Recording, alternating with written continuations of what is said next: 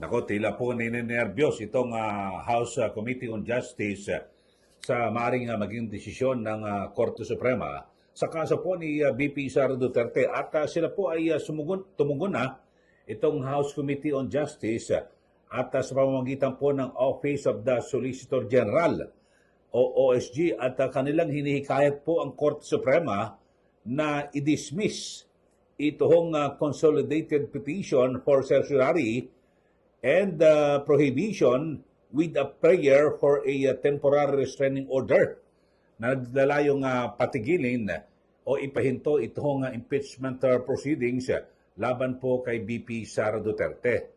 So yun ho at binabanggit po ng House Committee on Justice na hindi na ho dapat na napakinggan itong pagnanais na mapatigil ito pong impeachment. At base po sa kanilang pahayag, ang impeachment is by nature a politically charged and greatly divisive process. So it is bound to stir in people powerful emotions and give rise to strong, perhaps even unyielding opinions, whether for or against the official. So ito ho mga kabayan, ay binabanggit nito na kung saan ay kasi nais po ng grupo ho ito ni na Attorney Israelito Torion at iba pa mga abogado na magpalabas po ng temporary restraining order ang Supreme Court dito po sa ginagawang pagdinig ng House Committee on Justice. So abangan natin, pero dito ho ibig sabihin talagang hindi ho nila pwedeng baliwalain dahil sa noong nakarang taon ay, di ba, idineklara po ng Supreme Court na unconstitutional yung ginawa nilang paghahain ng impeachment dyan po sa Senado. At ito ho, may binabanggit itong si Attorney Raymond Bato, mga kababayan, na kung saan ay ang sinasabi, mukhang talagang lumalagpas na po sa kanilang kapangyarihan itong House Committee on Justice. At ang binabanggit ka ho ito parang umaakto na po na na itong House Committee on Justice ay sila na po ang parang maestrado o sila po ang nagsasabi na parang sila na ang magsasabing guilty o hindi ang Vice Presidente. Kaya dito nga, sabi nga ho ni Attorney Raymond Bato, legal counsel po ito, no? At ang sinasabi niya, isang abogado, na kung saan ay talagang tila lumalabag na ho sa kanilang kapangyarihan itong House Committee on Justice. At ang binabanggit ho niya ay parang ito nag-overreach at scripted na. Yung pag sumalang po sa House Committee on Justice, yung mga kongresista, nakatoka na ho ito, ikaw congressman, si ganito si congressman, ang ganito, magsasabi, ang sinasabi parang scripted na, meron pong advance copy, at di ba, sa nakaraan ho, di ba, sa AMLAC, lahat ho, parang nakalatag na ho, mga kababayan, at itinutugma-tugma na lang. So, yun po ang kanyang pananaw ni Attorney Raymond. So, pakinggan ho natin yung kanyang pahayag, at maya-maya ay ating ihimayin at kukomentaryohan. Ito ho, pakinggan ho natin si Attorney Raymond. Lampas na po sa kanilang function and duty, no. They are now acting as if a magistrates na po, no, gathering. While it appears that they are showing that meron pong proceedings, no, and they are presenting it to the public to show transparency. However, if you'll notice, it appears to be scripted already.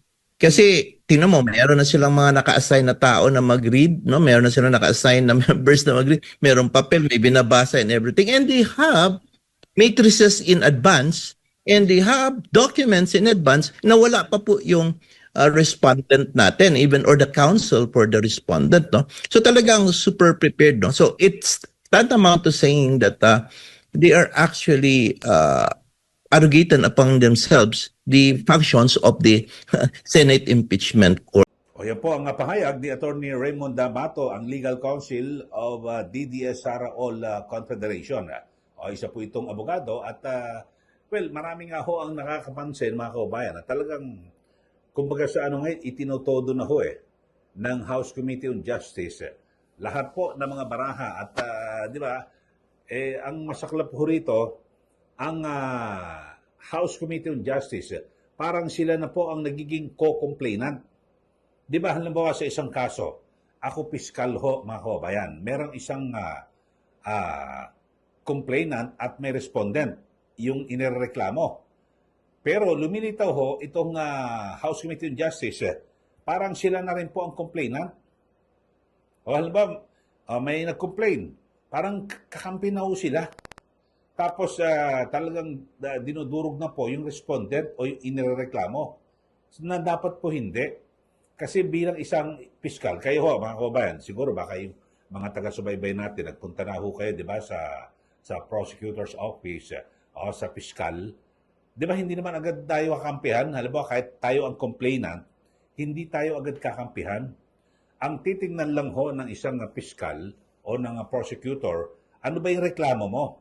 O, tignan ko nga yung mga reklamo mo. Katulad na ginawa sa impeachment.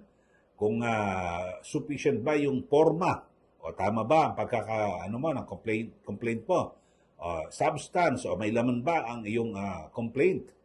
O di po ba? So ganun ho dapat.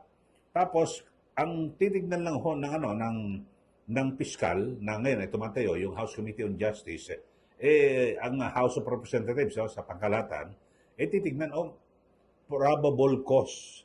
Ano ibig sabihin no? Na parang mukhang merong mukhang may basihan para dumating o humantong sa paglilitis. Parang ganoon lang ho mga kababayan mababaw lang ho.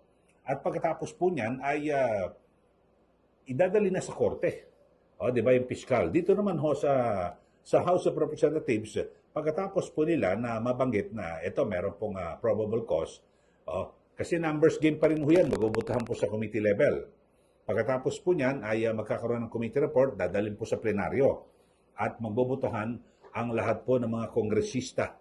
Di po ba? At sinasabi 1/3, at least 106 lang daw po okay na po na bumoto at dadali na po agad dyan sa Senado. So, yun po mga kababayan. Pero ngayon, ang ginagawa ko ho ay, sabi na Atty. Raymond, talagang parang scripted na ho Tapos sila na po umaaktong sila na ang hukom, maestrado o hahatol. Trabaho po ito ng Senado Yung mga senador lang kung sino, dapat ho ang umaakto na ganyan, talaga mag-iimbestiga kasi sa Senado, sila po ang hatol, sila po ang mag-aabsuelto. Kaya dito po, magkaiba po ang trabaho o tungkulin, gampanin ng House of Representatives at ng Senado, di po ba?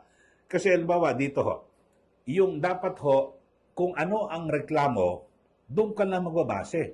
Pero ang ginagawa ho ngayon ng House of Representatives, yung reklamo na yan, lalo pa ho nilang pinapalalim, tinutulungan ho nila yung complainant. So, nagiging parang co-complainant na po sila. Kasama na ho sila sa nagreklamo na hindi ho dapat piskal ka So, hindi ka complainant, mga kababayan. At ngayon ho, ito, katulad ho, binabag ito si Attorney Edward Chico.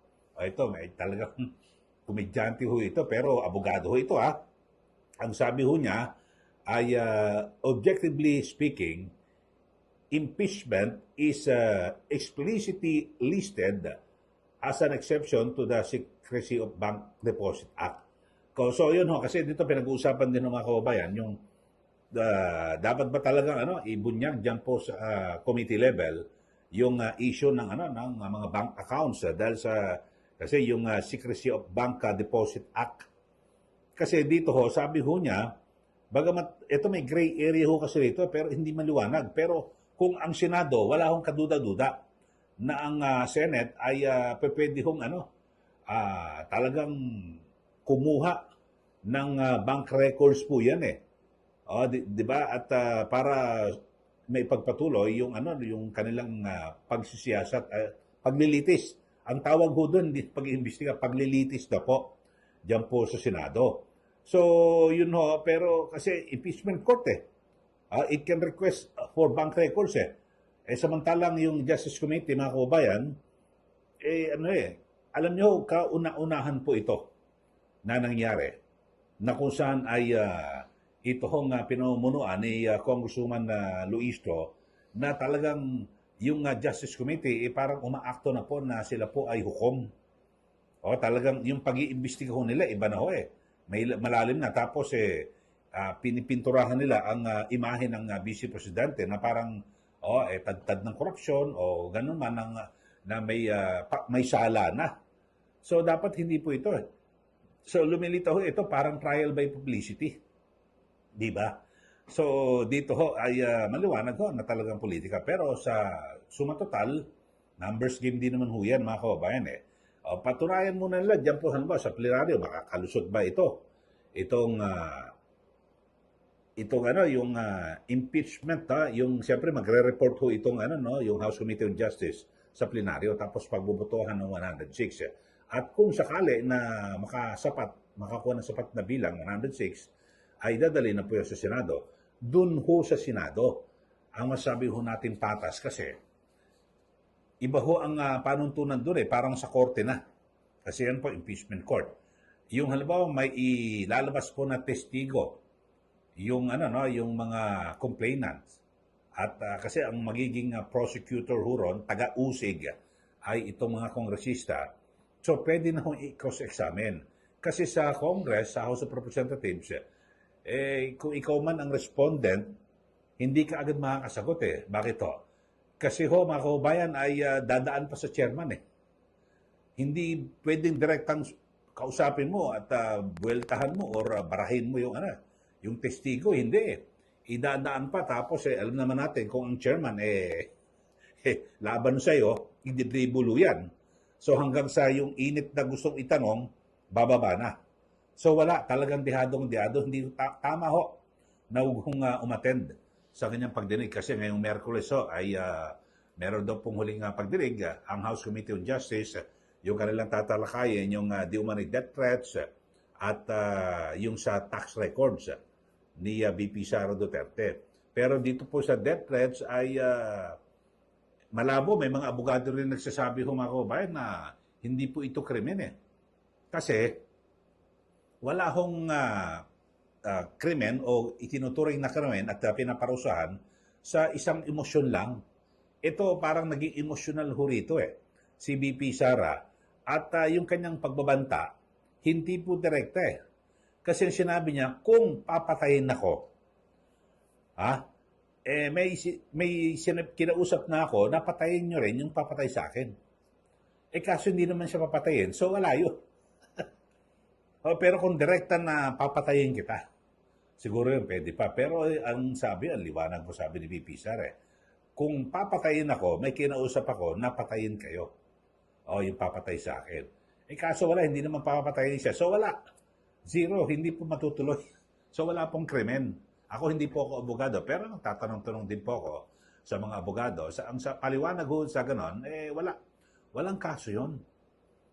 Kasi puro kung kung.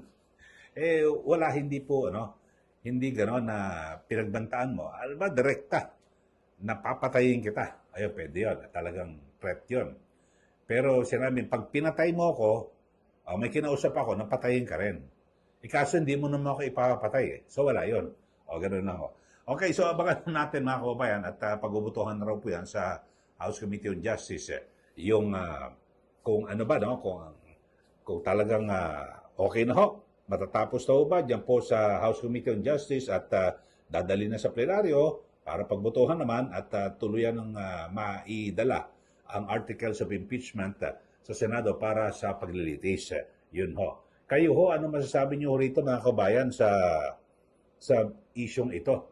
At ngayon yung mismong House Committee on Justice sa pamamagitan po ng Solicitor General ay humihirit na po sila na wag daw hong pansinin at i-dismiss ito hong kaso na isinampa ng mga abogado sa pangunguna ni Attorney Israelito Torion na pinatitigil ito hong impeachment.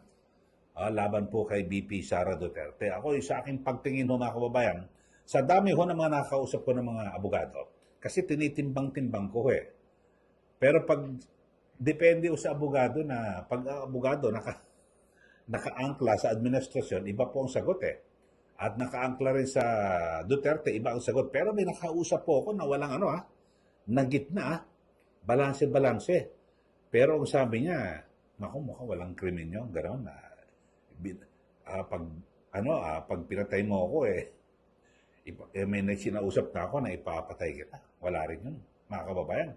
So, gano'n. Tapos, meron din ako nakausap na sinasabi, naku, fishing expedition, talagang mukhang lumalagpas at malamang baka isa yan at hindi pa pwedeng yan po ay hindi pansinin ng Korte Suprema. At alam naman natin, meron pong kapangyarihan, judicial review para po sa Supreme Court.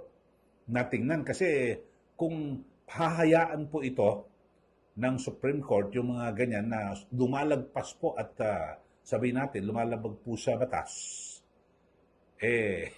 magtutuloy-tuloy ho yan. So, mabababoy po yung hustisya o yung sistema ng hustisya dito po sa ating bansa. So, abangan ho natin. May mga ganong argumento na mukhang may nilalabag po ang House of Representatives. Pero, siyempre, ang Supreme Court lang pwede magdesisyon. Kayo ho, mga kababayan, sa ating mga viewers, sa ating mga listeners, ano po masasabi niyo rito? Dito ho sa issue. Pinag-usapan ho natin, mga kababayan, ito yung House Committee on Justice, mukhang kabado, pinabasura yung hiling na TRO o ipatigil ang impeachment diyan po sa House of Representatives.